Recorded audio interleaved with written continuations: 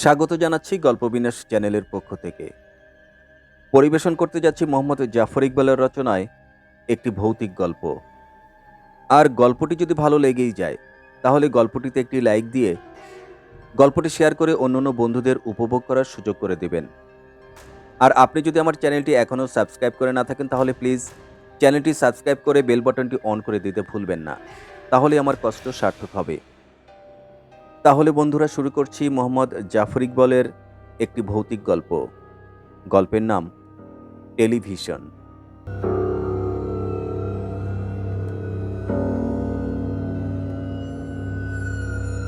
যখন বিকেলবেলা রওনা দিয়েছি তখন একবারও সন্দেহ করিনি সন্ধ্যার পর এরকম অবস্থা হবে।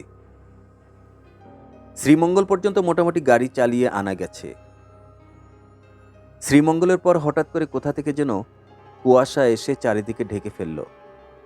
শীতকালে সন্ধ্যাবেলা একটু একটু কুয়াশা পড়তেই পারে, কিন্তু তাই বলে এরকম কুয়াশা দেখে মনে হয় যেন সামনে একটা দুর্ভেদ্য দেয়াল। গাড়ির হেডলাইট সেই দেয়ালকে ভেদ করে যেতে পারছে না, শুধু সেটাকে সামনে কয়েক ফুট ঠেলে সরিয়ে দেয়। কুয়াশায় সেই দেয়ালকে ঠেলে সরিয়ে সরিয়ে গাড়ি চালানো নিশ্চয়ই সহজ ব্যাপার না। ঘণ্টাখানেক চালিয়ে আমার ড্রাইভার লম্বা নিঃশ্বাস ফেলে বলল, অবস্থা জটিল স্যার। আমার ড্রাইভার কম কথার মানুষ, কোনো পরিস্থিতিকেই তার কাছে জটিল মনে হয় না। শেষবার সে যখন বলেছিল অবস্থা জটিল, তখন কিছু ডাকাত রাস্তায় গুড়ি ফেলে ডাকাতি করার চেষ্টা করেছিল। আমাদের করিতকর্মা ড্রাইভারের নির্বুদ্ধিতার কাছাকাছি দুঃসাহসিকতা আর কপাল গুণে সেবার বেঁচে গিয়েছিলাম। কাজেই আজকে সে যখন আবার বলল অবস্থা জটিল, তখন আমি নিঃসন্দেহে দুশ্চিন্তিত হয়ে পড়লাম। জিজ্ঞাসা করলাম, কি করবে তাহলে? গাড়ি থামাবে? ড্রাইভার ঘন কুয়াশায় সাদা দেয়ালের দিকে তাকিয়ে থেমে বলল, না স্যার, গাড়ি থামানো যাবে না, জায়গাটা ভালো না। জায়গাটা কেন ভালো না আমি সেটা জিজ্ঞাসা করলাম না। আমি জানি জিজ্ঞাসা করলে সে উত্তর দিবে না। রাস্তাঘাট বা গাড়ি চালানো এরকম কিছু বিষয়কে সে পুরোপুরি তার নিজস্ব বিষয় বলে বিবেচনা করে। আমার সাথে সেই বিষয়গুলি নিয়ে আলোচনা করতেই চায় না। আমি বললাম, সামনে কোনো চা বাগানে ঢুকে গেলে কেমন হয়? ড্রাইভার আমার কথার কোনো উত্তর দিল না। আমি আন্দাজ করেছিলাম সে উত্তর দিবে না। আমি প্রস্তাবটাকে আরেকটু জোরদার করার জন্য বললাম, চা বাগানে সবসময় একটা গেস্ট হাউস থাকে। ড্রাইভার এবারও কোনো উত্তর দিল না। আমার প্রস্তাবটি এখনও তার কাছে গ্রহণযোগ্য মনে হয়নি। আমি আবার বললাম, আমার পরিচিত একজন ম্যানেজার আছে। ড্রাইভার এবারে কথার উত্তর দিল, বলল, কোন বাগানের ম্যানেজার স্যার? বাগানের নাম মনে হয় চাকলি ছড়া, এই আশেপাশে থাকার কথা।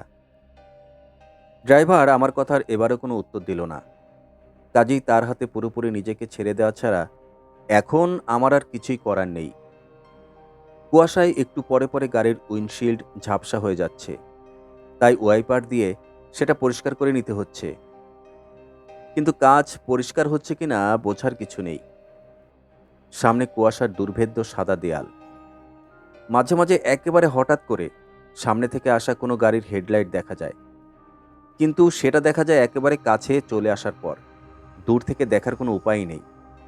ভাগ্যিস কুয়াশার ভয়ে সবাই গাড়ি চালাচ্ছে একেবারে শামুকের গতিতে, তা না হলে কি যে অবস্থা হতো কে জানে। প্রত্যেকবার সরু রাস্তায় একটা করে ট্রাক বা গাড়ি পাশ কাটিয়ে যায়, আর আমি বুক থেকে আটকে থাকা একটা করে নিঃশ্বাস বের করে দেই। এই ভয়ঙ্কর রাস্তা কখন যে শেষ হবে, কখন ঢাকায় পৌঁছাবো কে জানে। এভাবে আরও কতক্ষণ গিয়েছি কে জানে। হঠাৎ ড্রাইভার ব্রেক করে গাড়িটা থামালো। আমি ভয় পাওয়া গলায় বললাম, কি হয়েছে? বাগান? বাগান? জি, চাকলিছড়া বাগান। এই ঘোর কুয়াশার মাঝে সে চাকলিছড়া চা বাগান কেমন করে খুঁজে পেল কে জানে। আমি ডানে বামে তাকিয়ে ঘন কুয়াশার দেয়াল ছাড়া আর কিছুই দেখলাম না। জিজ্ঞাসা করলাম, কোথায় বাগান? ওই দিকে, বাম দিকে। আমি বাম দিকে তাকালাম এবং মনে হলো ঘন কুয়াশার মাঝে টিমটিম করে একটা আলো জ্বলছে। ড্রাইভার গাড়ি থেকে নেমে কুয়াশার মাঝে অদৃশ্য হয়ে গেল এবং কিছুক্ষণের মাঝে তার উত্তপ্ত গলার আওয়াজ শুনতে পেলাম। সে কম কথার মানুষ এবং যে দু একটি কথা বলে সেটি ঠান্ডা গলায় বলতে পারে না।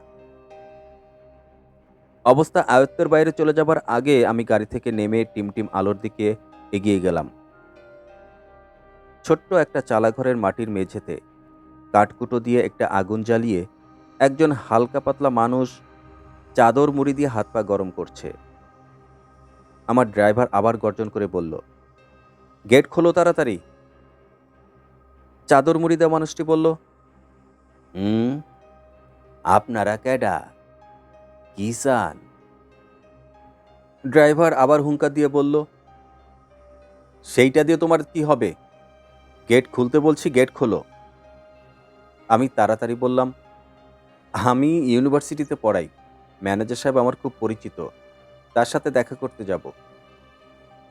মানুষটা উঠে দাঁড়িয়ে আগুনের আলোতে আমাকে যাচাই করে দেখল। মনে হলো তার পরীক্ষায় আমি পাশ করে ফেলেছি। ইউনিভার্সিটির মাস্টারদের চেহারায় এক ধরনের গোবেচারা গোবেচারা ভাব থাকে। কেউ খুব একটা সন্দেহ করে না। সে তার কোমর থেকে সুতোয় বাঁধা একটা চাবি হাতে নিয়ে গেটের দিকে এগিয়ে গেল। গেটটা অবশ্য খুব সরল, একটা বাঁশ আড়াআড়িভাবে ফেলে রেখেছে, সেটাই শেকল দিয়ে বাঁধা। বাঁশের উপরে এবং নিচ দিয়ে যে কোনো প্রাণী চলে যেতে পারে, সেটা নিয়ে কারো কোনো দুশ্চিন্তা নেই। এই গেটের উদ্দেশ্য হচ্ছে গাড়িকে আটকানো। বাসটা তুলে দেবার পর ড্রাইভার গাড়িতে বসে দারোয়ানকে জিজ্ঞাসা করল, ম্যানেজার সাহেবের বাসা কোথায়? দারোয়ান গেট খোলা এবং গেট বন্ধ করার বাইরে কোনো দায়িত্ব নিতে আগ্রহী নয়। সে অনিশ্চিত একটা ভঙ্গি করে বলল, ওই যে, এই দিকে। কথাটি দিয়ে আমি কিছুই বুঝতে পারলাম না। ড্রাইভারও কিছু বুঝলো বলে মনে হলো না। কিন্তু সে তার সাথে কথা বলে সময় নষ্ট না করে চা বাগানের ভেতরে গাড়ি ঢুকিয়ে ফেলল। একটু আগে রাস্তাটি অন্তত পাকা ছিল, এখন রাস্তাটি কাঁচা। ঘন কুয়াশায় সেটি কোথা থেকে শুরু হয়েছে, কোথায় শেষ হয়েছে এবং কোন দিকে যাচ্ছে আমি কিছু বুঝতে পারলাম না। আমি ভয়ে ভয়ে ড্রাইভারের দিকে তাকালাম। সে মুখের মাংসপেশি শক্ত করে স্টিয়ারিং হুইল ধরে রেখেছে। উঁচু নিচু খানাখন্দ ভেঙে সে ঘন কুয়াশা ভেদ করে যে পথ দিয়ে যাচ্ছে, সেটা যে একটা রাস্তা আমার পক্ষে সেটা বোঝা সম্ভব হলো না। কতক্ষণ এভাবে গিয়েছি জানি না। একসময় ড্রাইভার ব্রেক কষে গাড়ি থামিয়ে বলল, এসে গেছি। আমি আশেপাশে ঘন কুয়াশা ছাড়া আর কিছুই দেখতে পেলাম না। কিন্তু ড্রাইভার যখন বলছে এসে গেছি, তখন নিশ্চয়ই এসে গেছি। আমি গাড়ি থেকে নামলাম। সত্যি সত্যি মনে হলো দুপাশে আবছা জমাট বাঁধা অন্ধকার।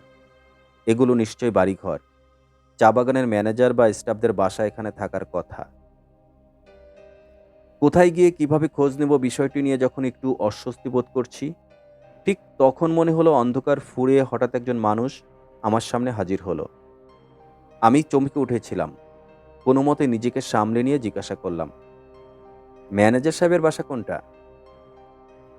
এই তো, এইটা, বলে মানুষটা হাত তুলে কিছু একটা দেখিয়ে দিল। আমি ভালো করে তাকিয়ে দেখি, সত্যি সত্যি বড় বড় গাছে ঢাকা একটি বাসা। কুয়াশার জন্য ভালো করে কিছু দেখা যাচ্ছে না। গেটটা কোথায়? এই যে, এইখানে।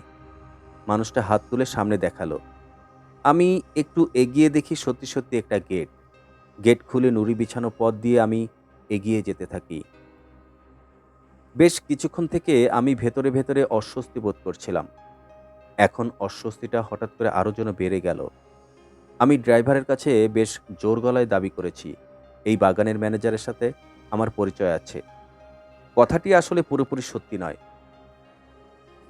একদিন ট্রেনে করে আসার সময় ম্যানেজার সাহেব আমার পাশের সিটে বসেছিলেন। ট্রেনে পাশাপাশি বসলে যেরকম কথা হয়, তার সাথে সেরকম কথা হয়েছে এবং ট্রেন থেকে নামার সময় আমাকে বলেছিল, একদিন বাগানে বেড়াতে আসবেন। আমিও বলেছিলাম, আসবো, নিশ্চয়ই আসবো। ভদ্রলোকও ভদ্রতা করে বলেছিল, আমিও ভদ্রতা করে উত্তর দিয়েছিলাম। এখন সত্যি সত্যি বিনা আমন্ত্রণে রাত কাটাতে চলে এসেছি। বিষয়টা রীতিমতো লজ্জাজনক। ম্যানেজার ভদ্রলোক যদি আমাকে চিনতে না পারেন, তখন কি হবে? আমি লাজ লজ্জা ঝেড়ে ফেলে দরজায় টোকা দিলাম। কয়েকবার শব্দ করার পর কালো এবং শুকনো মধ্যবয়স্ক একজন মানুষ দরজা খুলে দিয়ে সপ্রশ্ন দৃষ্টিতে আমার দিকে তাকালো। আমি কেশে গলা পরিষ্কার করে বললাম, ম্যানেজার সাহেব বাসায় আছেন? যে আছে। মানুষটা আমাকে একটু খুঁটিয়ে খুঁটিয়ে দেখল। বসেন সাহেবরে, খবর দেই। ভেতরে দামি সোফা, শোকেসে নানা রকম জিনিসপত্রে বোঝাই, দেয়ালে কিছু বাঁধানো ছবি, ঘরে টিমটিম করে একটি বাতি জ্বলছে। এখানে ইলেকট্রিসিটি আছে, কিন্তু ভোল্টেজ কম, আলোগুলো অনুজ্জ্বল এবং মন খারাপ করা। আমি একটু অস্বস্তি নিয়ে সোফায় বসে আছি। ম্যানেজার সাহেব আসার পর তিনি যদি আমাকে না চেনেন, তাহলে কিভাবে কথা বলবো? আমি যখন এই ব্যাপারটি নিয়ে দুশ্চিন্তা করছি, ঠিক তখন ভেতর থেকে একজন লোক বের হয়ে এলো। এই শীতের মাঝে তার পরনে হাফ প্যান্ট এবং টি শার্ট। আমাকে দেখে চোখ বড় বড় করে বলল, আরে আপনি? আমি লোকটাকে এবারে চিনতে পারলাম। তিনি চা বাগানের ম্যানেজার। ট্রেনে তিনি যখন আমার পাশে বসেছিলেন, তখন রীতিমতো স্যুট টাই পরেছিলেন। এখন হাফ প্যান্ট পরে আছেন বলে চিনতে পারছি না। চা বাগানের ম্যানেজাররা যে হাফ প্যান্ট পরে ঘুরে বেড়াতে পারেন, আমি সেটা কখনো কল্পনা করিনি। ম্যানেজার সাহেব এগিয়ে এসে আমার হাত ধরে জোরে জোরে ঝাঁকাতে ঝাঁকাতে বললেন, আপনি যদি আরেকটা দিন আগে আসতেন, কি চমৎকার হতো। আমি জিজ্ঞাসা করলাম, কেন? আমার স্ত্রীর সাথে দেখা হতো, আজ দুপুরেই ঢাকায় গেছে। ট্রেনে পাশাপাশি বসে আসার সময় আমি বুঝতে পেরেছিলাম, চা বাগানের ম্যানেজাররা খানিকটা নিঃসঙ্গ হয়। তাদের ছেলেমেয়েরা বড় হয়ে যাবার পর ভালো স্কুলে ভর্তি হওয়ার জন্য ঢাকা চলে যায়। সাথে মায়েরাও থাকে। নিঃসঙ্গ বাবা একা একা চা বাগানে ঘুরে বেড়ান।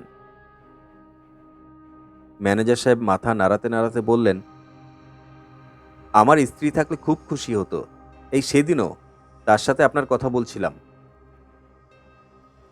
এই ভদ্রলোক তার স্ত্রীর সাথে আমার সম্পর্কে কি বলছিলেন, আমি আর সেটা নিয়ে কৌতূহল দেখালাম না। ভদ্রলোক আমাকে চিনতে পেরেছেন, তাতেই আমি খুশি। বুকের মাঝে আটকে থাকা চাপা নিঃশ্বাস বের করে দিয়ে বললাম, আমি ঢাকা যাচ্ছিলাম। পথে যা কুয়াশা পড়েছে, সেটা আর বলার মতো নয়। ড্রাইভার আর এগোতে সাহস করছে না। ভাবলাম এখানে রাত কাটিয়ে যাই। ম্যানেজার সাহেব হাসার ভঙ্গি করে বললেন, কুয়াশাকে ধন্যবাদ দিতে হয়, কারণ তার কারণে অন্তত আমাদের বাগানে আপনার পায়ের ধুলো পড়ল। আমি বললাম, আমার পায়ের ধুলো এত মূল্যবান জানলে তো আমি অনেক আগেই খামে ভরে এক প্যাকেট পাঠিয়ে দিতে পারতাম। আমার এই মোটা রসিকতাতেই ম্যানেজার সাহেব হা হা করে হাসতে লাগলেন। হাসতে হাসতে বললেন, আমার স্ত্রী থাকলে খুব খুশি হতো। সে খুব মানুষ পছন্দ করে। আপনাদের মতো মানুষ হলে তো কথাই নেই। আমাদের মতো মানুষ বলতে কি বোঝানো হয়েছে আমি সেটা নিয়েও কৌতূহলী হলাম না। ম্যানেজার সাহেব হঠাৎ করে ব্যস্ত হয়ে উঠে দাঁড়িয়ে বললেন, আপনি এত লম্বা জার্নি করে আসছেন, নিশ্চয়ই খুব টায়ার্ড। আমি বললাম, না না, আমি মোটেও টায়ার্ড নই। ঢাকা পর্যন্ত যাবার কথা ছিল, অর্ধেক রাস্তাও যায়নি, টায়ার্ড হবার সময়ই পাইনি। টায়ার্ড না হলেই ভালো, কিন্তু আগে আপনার হাত পা ছেড়ে একটু রিল্যাক্স করার ব্যবস্থা করে দেই। আমার স্ত্রী থাকলে আপনাকে কিছুতেই গেস্ট হাউসে থাকতে হতো না, এই বাসাতেই রাখতো। কিন্তু আমি রিস্ক নেব না, আপনাকে গেস্ট হাউসে ব্যবস্থা করে দেই। সেখানে সাপোর্ট স্টাফ ভালো। আমি একটু ইতস্তত করে বললাম, হঠাৎ করে চলে এসে আপনাকে কি ঝামেলার মাঝে ফেলে দিলাম। ম্যানেজার সাহেব মাথা নেড়ে বললেন, ছি ছি, আপনি ঝামেলার কথা কি বলছেন? আমার কত বড় সৌভাগ্য যে আপনি এসেছেন। আর আমাদের চা বাগানের গেস্ট হাউস সবসময় রেডি থাকে, কখন কে চলে আসে তার ঠিক নেই। আসেন যাই। ম্যানেজার সাহেব উঠে একটা হাঁক দিতেই কয়েকজন মানুষ ছুটে এলো। তিনি তাদের একজনকে পাঠালেন গেস্ট হাউসের তালা খুলে দিতে, একজনকে পাঠালেন বাবুর্চি ডেকে আনতে এবং একজনকে পাঠালেন গাড়ি থেকে আমার ব্যাগ নামিয়ে আনতে। দেখে শুনে মনে হচ্ছে চা বাগানের ম্যানেজাররা মোটামুটি জমিদারের মতো থাকেন। গেস্ট হাউসে বেশ কয়েকটা ঘর। আমার জন্য এক কোণায় একটা ঘর খুলে দেওয়া হলো। কথা শুনে বুঝতে পারলাম এটা সবচেয়ে ভালো ঘর। ভেতরে ঢুকে আমার নিজের সন্দেহ থাকতো না। মোজাইক করা মেঝে, টাইলস করা বাথরুম, বড় বড় কাচের জানালা, দেয়ালে এয়ার কুলার, বড় বিছানা। আমার সামনেই হইচই করে বিছানার চাদর কম্বল পাল্টে মশারি টানিয়ে দেওয়া শুরু হলো। ম্যানেজার সাহেব এদিকে সেদিকে দেখে অপ্রয়োজনে ২-৪টি ধমক দিয়ে দিলেন এবং তখন চারিদিকে অনেক মানুষ ছোটাছুটি শুরু করে দিল। ম্যানেজার সাহেব এই ফাঁকে আমাকে গেস্ট হাউসটা ঘুরিয়ে দেখালেন। সেই ব্রিটিশ আমলের বাংলো ধাঁচে তৈরি, ইটের গাঁথুনির উপর টিনের ছাদ। সময়ের সাথে তাল মিলিয়ে অনেকবার ভেতরে পরিবর্তন করা হয়েছে। এখন বাইরে থেকে এটাকে পুরনো একটা বাংলো মনে হলেও ভেতরে একেবারে আধুনিক আয়োজন। এয়ার কুলার, গরম পানি, ফ্রিজ, এমনকি মাঝখানের হল ঘরে একটা টেলিভিশন পর্যন্ত রয়েছে। আমি টেলিভিশনটি দেখে বললাম, চা বাগানের এই নিরিবিলিতে টেলিভিশনটা কেন জানি মানায় না। ম্যানেজার সাহেব আমার দিকে তাকালেন, কিছু বললেন না। টেলিভিশনের পাশে রিমোট কন্ট্রোল রাখা। অনেকটা অভ্যাসের বশেই আমি সেটা হাতে নিয়ে টিপে দিয়েছি। সাথে সাথে ঘ্যাস ঘ্যাস করে শব্দ করে টেলিভিশনটি চালু হয়ে গেল। রিসিপশন খুব খারাপ। ঝিরঝিরে স্ক্রিনের ভেতর বাংলা নাটকের আধো আধো ভালোবাসার একটা দৃশ্য দেখতে পেলাম। নায়ক কিংবা নায়িকা কারো চেহারা স্পষ্ট নয়। ভাষা ভাষাভাবে তাদের আবেগ আপ্লুত গলা শোনা গেল। আমি চ্যানেল পাল্টানোর চেষ্টা করতে করতে বললাম, কিছু তো দেখা যায় না। না, ম্যানেজার বললেন, পাহাড়ের আড়ালে, সেই জন্য সিগন্যাল পাওয়া যায় না। আমি বললাম, উঁচুতে একটা অ্যান্টেনা ঝোলালেই তো মনে হয় ভালো রিসিপশন হবে। ম্যানেজার সাহেব হাত নেড়ে অস্পষ্ট গলায় কিছু একটা বললেন। তারপর এগিয়ে গিয়ে সুইচ টিপে টেলিভিশনটা বন্ধ করে দিলেন। বললেন, বাগানের মালিকের জন্য রাখতে হয়, তার টেলিভিশন রোগ আছে। কিন্তু কিছু যদি দেখা না যায় তাহলে টেলিভিশন রেখে লাভ কি? লাভ নেই, কিন্তু অনেকের কাছে টেলিভিশনটা একটা থেরাপির মতো। কাছাকাছি আছে জানলে তাদের এক ধরনের আরাম হয়, না থাকলে অস্বস্তি বোধ করতে থাকে। আমি শব্দ করে হাসলাম। ব্যাপারটা সত্যি হতে পারে। খাওয়া দাওয়া শেষ করে আমরা গেস্ট হাউসের বারান্দায় বসেছি। কুয়াশা একটু কমেছে বলে মনে হলো। আশেপাশের উঁচু টিলা আবছা আবছা দেখা যাচ্ছে। আকাশে চাঁদ আছে কিনা দেখা যাচ্ছে না, কিন্তু চারিদিকে একটা নরম আলো। পুরো এলাকাটাতে এক ধরনের অপার্থিব সৌন্দর্য। গেস্ট হাউসের বয় এসে আমাদের চা দিয়ে গেছে। চা খেতে খেতে বললাম, জায়গাটা কি সুন্দর। ম্যানেজার সাহেব হাসলেন, বললেন, বাইরে থেকে যারা আসে তারা এই কথাই বলে, কিন্তু কয়েকদিন একসাথে থাকতে হলেই তারা হাঁপিয়ে ওঠে, চলে যাবার জন্য ব্যস্ত হয়ে যায়।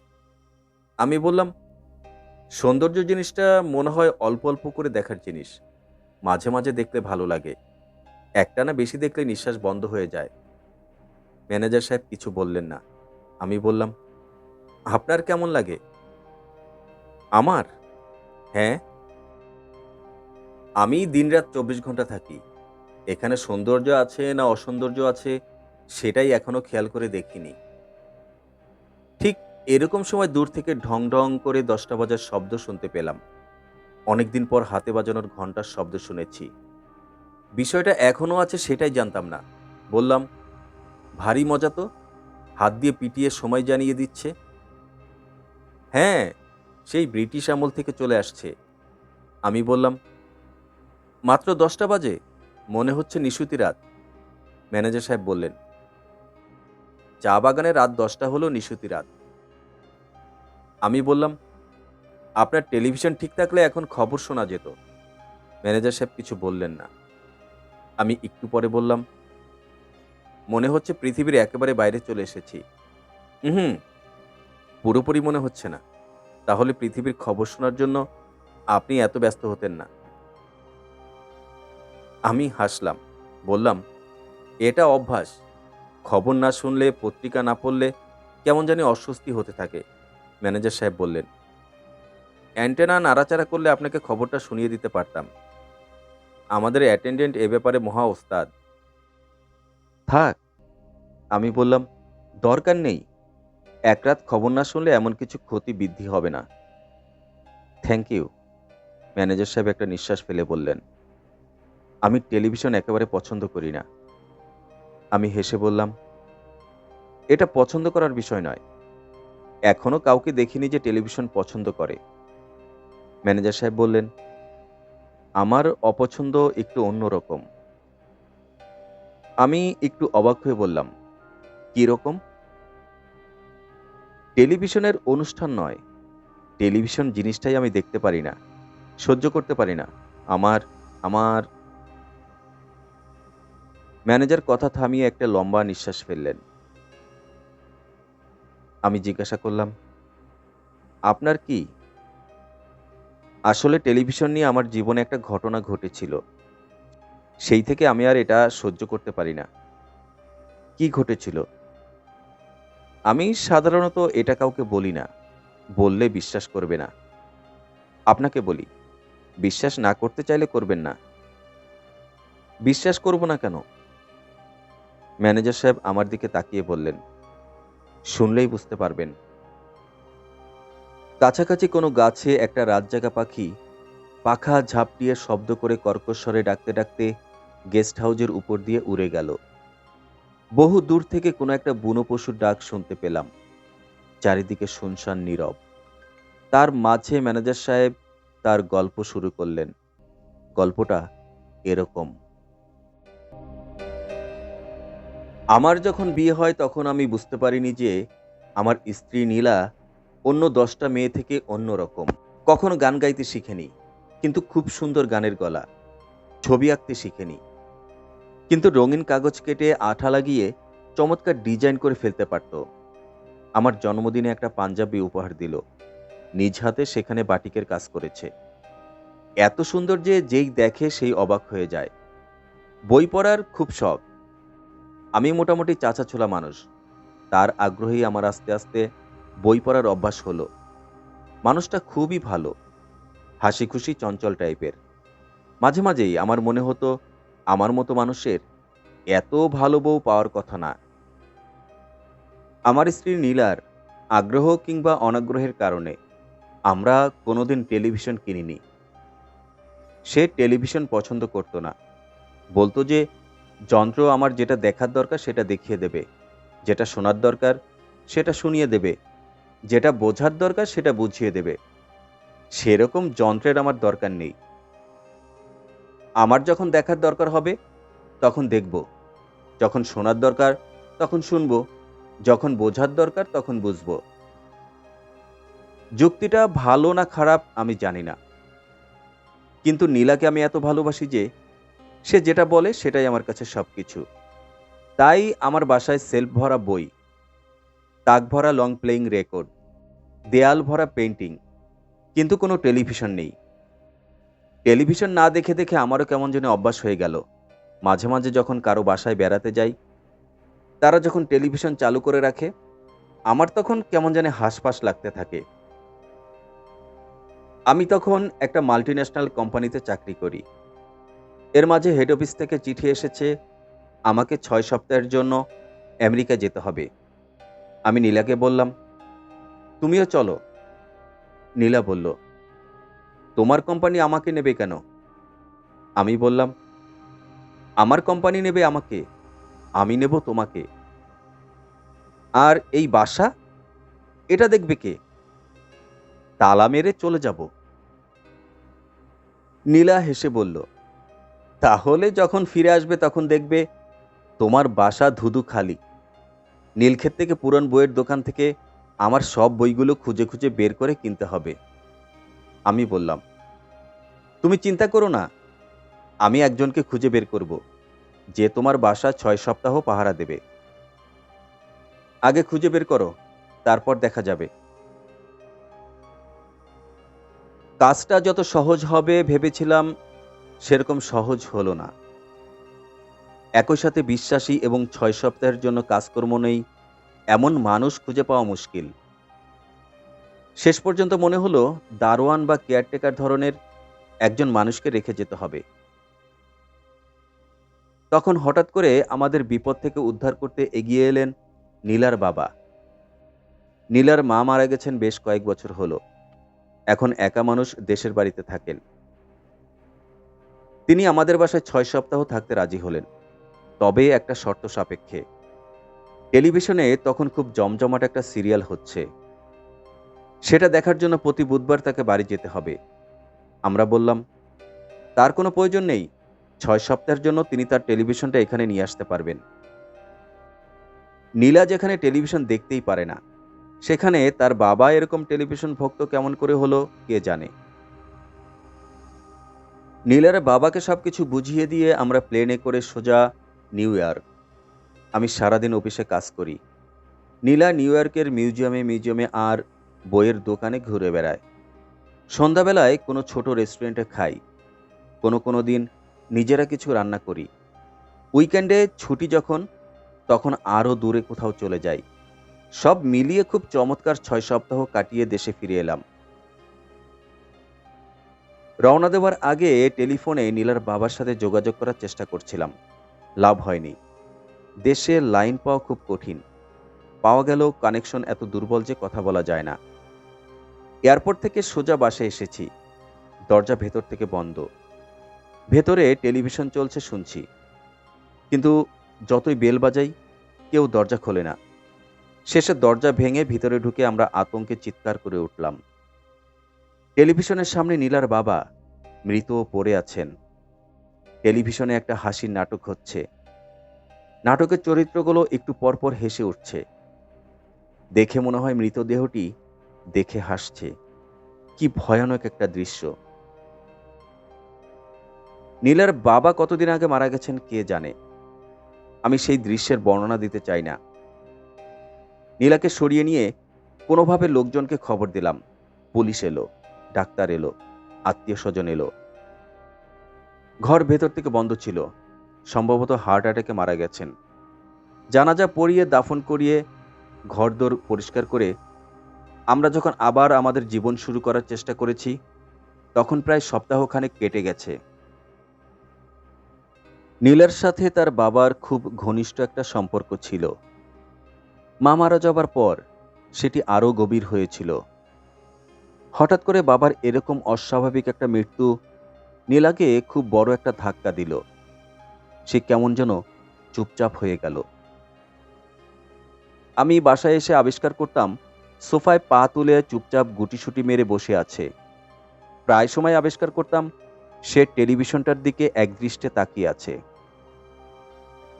একদিন আমি নীলাকে জিজ্ঞাসা করলাম, টেলিভিশনটা কি করব বলো তো?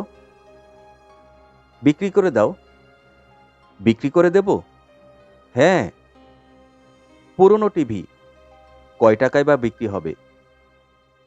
তাহলে কাউকে দিয়ে দাও। কাউকে দিয়ে দেব? হ্যাঁ, ঠিক আছে। আমি তাই টেলিভিশনটা কাকে দেওয়া যায় সেটা নিয়ে চিন্তা করতে থাকি। আজকাল গ্রামে ইলেকট্রিসিটি চলে এসেছে। গ্রামে গরিব আত্মীয় স্বজন আছে, তাদের কাউকে দিয়ে দিলে ভালো হবে। গ্রাম থেকে মাঝে মাঝে আত্মীয় স্বজন আসে, পরের বার তাদের কেউ এলে এটা ধরিয়ে দেওয়া যাবে। কেমন করে নেবে সেটা তাদের দায়িত্ব। এর মাঝে একদিন একটা বিচিত্র ঘটনা ঘটল। গভীর রাতে হঠাৎ আমার ঘুম ভেঙে গেছে। তাকিয়ে দেখি পাশে নীলা নেই। আমি বিছানায় উঠে বসেছি। তখন মনে হলো পাশের ঘর থেকে মানুষের কথার আওয়াজ শুনতে পাচ্ছি। আমি অবাক হয়ে বিছানা থেকে নেমে পাশের ঘরে গিয়ে দেখি টেলিভিশন চলছে এবং তার সামনে সোফায় শুয়ে নীলা ঘুমাচ্ছে। আমি নীলাকে ডেকে বললাম, নীলা। নীলা চোখ খুলে তাকিয়ে বলল, কি? তুমি এখানে কি করছো? ঘুম আসছিল না তো, তাই এখানে শুয়েছি। আমাকে ডাকলে না কেন? নীলা কিছু বলল না, চুপচাপ বসে রইল। আমি বললাম, শুতে চলো। নীলা স্বাভাবিক গলায় বলল, চলো। আমি টেলিভিশনটা বন্ধ করে নীলাকে শোবার ঘরে নিয়ে এলাম। এরপর থেকে আমি মাঝে মাঝেই দেখি নীলা টেলিভিশন অন করে বসে আছে। টেলিভিশন দেখাটা এমন কিছু বড় অপরাধ নয়। আর মানসিক এই অবস্থায় সে যদি টেলিভিশনের কোনো অনুষ্ঠান দেখে ভুলে থাকতে চায়, সেটা একদিক দিয়ে ভালোই। কিন্তু আমি একটা বিচিত্র জিনিস আবিষ্কার করলাম। সে টেলিভিশন অন করে তাকিয়ে থাকে, কিন্তু সেখানে কি হচ্ছে সে তার কিছু লক্ষ্য করে না। সে টেলিভিশন দেখে, তার অনুষ্ঠান দেখে না। আমি তাকে একদিন জিজ্ঞাসা করলাম, তুমি তো আগে টেলিভিশন দেখতে না, এখন দেখো? নীলা দুর্বলভাবে হাসার চেষ্টা করে বলল, মাঝে মাঝে দেখি। কোন অনুষ্ঠান তোমার প্রিয়? অনুষ্ঠান? নীলা আমার দিকে অবাক হয়ে তাকিয়ে রইল। মনে হলো আমার কথাটা বুঝতে পারছে না। হ্যাঁ, কোন অনুষ্ঠান? নীলা আমতা আমতা করে বলল, না, মানে সে তার কথা শেষ করল না। এরকম সময় আমাদের গ্রামের বাড়ি থেকে দুঃসম্পর্কের এক চাচাতো ভাই শহরে এসেছে। মোটামুটি অপদার্থ পরিবারের ছেলে। যখনই টাকার দরকার হয়, কোনো ছলছুতায় শহরে হাজির হয়। আমার মনে হলো টেলিভিশনটা দূর করার এই সুযোগ। নীলাকে কথাটা বলতেই সে কেমন যেন চমকে উঠল, মাথা নেড়ে বলল, না না, প্লিজ, এখন দিও না। কেন? তুমি তো আগে কখনো টেলিভিশন দেখতে না? নীলা মাথা নেড়ে বলল, আমি এখনো দেখি না, কিন্তু মানে কি? নীলা একটু ছটফট করতে লাগলো। মানে, এটা তো বাবার একটা স্মৃতি, সেই জন্য ভাবছিলাম। কি ভাবছিলে? আরও কয়েকদিন থাক, তারপর দেব। আমার দিকে অনুনয়ের দৃষ্টিতে তাকিয়ে বলল, প্লিজ। কাজেই টেলিভিশনটা বাসাতেই থেকে গেল। আমাদের বাসার পরিবেশটা কিন্তু অনেকটা পাল্টে গেল। নীলা কথা বলে খুব কম, সেরকম বইও পড়ে না, গানও শোনে না। আমার ধারণা আমি যখন থাকি না, তখন সে সারাক্ষণ টেলিভিশন চালিয়ে তার সামনে বসে থাকে। মাঝে মাঝে গভীর রাতে আমি আবিষ্কার করি সে বিছানা থেকে উঠে টেলিভিশনের সামনে বসে আছে। আগে সোফায় বসে থাকতো, এখন সে বসে টেলিভিশনের খুব কাছে। শুধু তাই নয়, চ্যানেলগুলো ঘুরিয়ে ঘুরিয়ে সে এমন একটা চ্যানেল বের করে সেখানে কোনো অনুষ্ঠান নেই। তারপর সেই শূন্য স্ক্রিনের দিকে তাকিয়ে থাকে। তাকিয়ে কি যেন দেখে, আমি বুঝতে পারি না। কারণ আমি যখন তাকে এভাবে আবিষ্কার করি, তখন সে জোরে জোরে নিঃশ্বাস নিচ্ছে, বিস্ফোরিত চোখে তাকিয়ে আছে। মনে হয় সে সত্যি কিছু দেখছে। আমি একদিন গভীর রাতে তাকে আবিষ্কার করলাম, টেলিভিশনের স্ক্রিনের সাথে প্রায় মুখ লাগিয়ে সে দেখছে। আমি আস্তে আস্তে নীলার পিঠে হাত রেখে ডাকলাম, নীলা। সে চমকে আমার দিকে তাকালো, চোখ দুটো অপ্রকৃতস্থ মানুষের মতো। আমি বললাম, কি হয়েছে নীলা? কিছু হয় নাই। কি দেখছো টেলিভিশনে? নীলা কিছুক্ষণ চুপ করে রইল। আমি আবার জিজ্ঞাসা করলাম, কি দেখছো? বাবাকে। আমি অবাক হয়ে বললাম, বাবা? কোথায় বাবা? নীলা টেলিভিশনটি দেখিয়ে বলল, এই তো, এইখানে। কোথায়? নীলা কিছুক্ষণ টেলিভিশনের দিকে তাকিয়ে থেকে নিচু গলায় বলল, এখন নাই। আমি তার হাত ধরে বললাম, ওঠো, চলো শুবে। নীলা বাধ্য মেয়ের মতো বলল, চলো। আমি কয়েকদিন খুব দুশ্চিন্তার মাঝে কাটালাম। ব্যাপারটা নিয়ে কার সাথে কথা বলতে পারি সেটাও বুঝতে পারছি না। নীলার সাথেও কথা বলতে পারি না। দিনের বেলা বিষয়টা রীতিমতো হাস্যকর বলে মনে হয়। কয়েকদিন পর আবার গভীর রাতে আমার ঘুম ভেঙে গেল। শুনতে পেলাম নীলা ফিসফিস করে কথা বলছে। আমি পা টিপে টিপে উঠে গেলাম। গিয়ে দেখি নীলা টেলিভিশনের সামনে উবু হয়ে বসে আছে। শুনতে পেলাম সে মাথা নেড়ে বলছে, ভয় করে বাবা, অনেক ভয় করে। আমি বুকের ভেতর কেমন যেন একটা গভীর শূন্যতা অনুভব করি। নীলা প্রায় মানসিক রোগীর মতো হয়ে গেছে। তার ধারণা সে টেলিভিশনে তার বাবাকে দেখছে, কথা বলছে, কথা শুনছে। আমি নীলার দিকে এগিয়ে যাচ্ছিলাম। হঠাৎ থমকে দাঁড়ালাম। আমার মনে হলো আমি স্পষ্ট শুনলাম, টেলিভিশন থেকে অস্পষ্ট গলায় কেউ একজন বলল, কোনো ভয় নেই। সত্যি বাবা? আমি আবার শুনলাম, হ্যাঁ, সত্যি। তুই ছাদ থেকে লাফ দে, তাহলেই তুই আর আমি একসাথে থাকব। আতঙ্কে আমার সারা শরীর শীতল হয়ে গেল। নীলা বলল, তুমি সবসময় আমার সাথে থাকবে বাবা? থাকব। এই তো আছি, দেখছিস না? আমি টেলিভিশনের দিকে তাকালাম। সত্যি সত্যি সেখানে একজন মানুষের ছবি দেখা যাচ্ছে। আবছা, অস্পষ্ট ছবি, কিন্তু মানুষের ছবি, তাতে কোনো সন্দেহ নেই। নীলা হঠাৎ উঠে দাঁড়ালো, বলল, যাচ্ছি বাবা, তুমি আমার সাথে থাকবে তো? হ্যাঁ, থাকবো। তোর কোনো ভয় নেই। নীলা দরজার দিকে এগিয়ে গেল। আমি আতঙ্কে পাথর হয়ে দেখলাম সে সিটকেনি খুলে বারান্দায় যাচ্ছে। সেখান থেকে নিচে লাফিয়ে পড়বে। টেলিভিশন থেকে আবার একটা কণ্ঠস্বর বের হয়ে এলো, এগিয়ে যা মা, রেলিংয়ের উপরে দাঁড়া।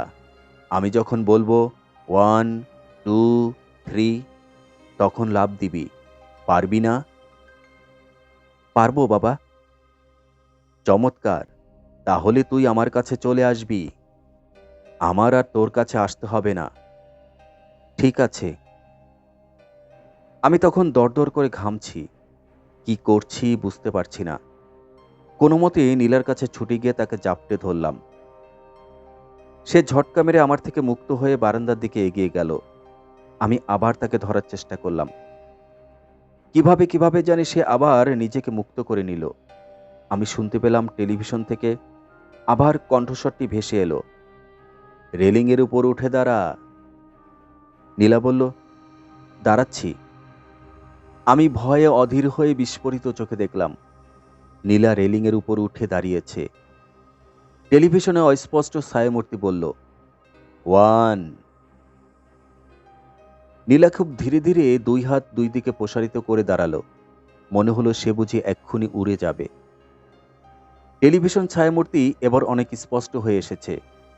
কঠিন আর স্পষ্ট গলায় বলল, 2। আমি তখন ঘরের ভেতর ছুটে গেলাম। কি করছি না বুঝেই হ্যাসকা টানে টেলিভিশনটা তুলে নিয়ে প্রচণ্ড জোরে মেঝেতে আছড়ে মারলাম। কয়েকটা বিদ্যুতের স্ফুলিঙ্গ আর পোড়া গন্ধ ভেসে এলো। তারপর হঠাৎ সারা ঘর নীরব হয়ে গেল। নীলা তখনও রেলিংয়ের উপর দাঁড়িয়ে আছে।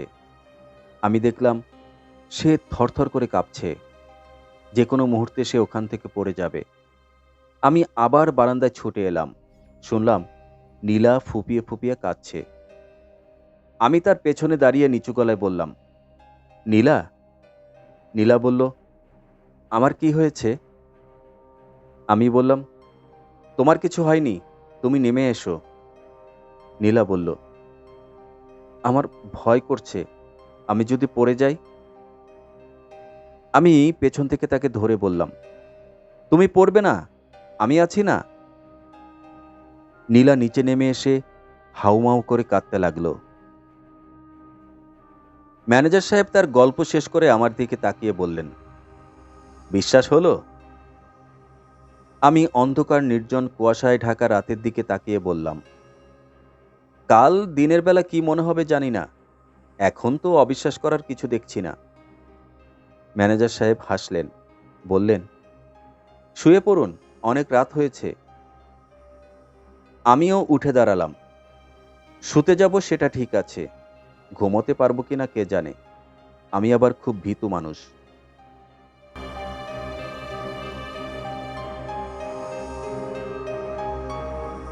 এতক্ষণ সাথে থাকার জন্য আপনাকে অসংখ্য ধন্যবাদ। গল্পটি কেমন লাগলো তা অবশ্যই কমেন্ট করে জানাবেন। গল্পটি যদি ভালো লেগে যায় তাহলে গল্পটিতে একটি লাইক দিয়ে গল্পটি শেয়ার করে দিবেন আপনার অন্যান্য বন্ধুদের জন্য।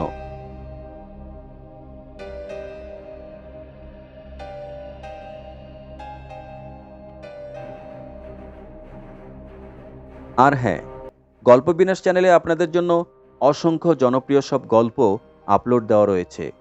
ইচ্ছে করলে আমার চ্যানেলটি ঘুরে গল্পগুলো শুনে আসতে পারেন।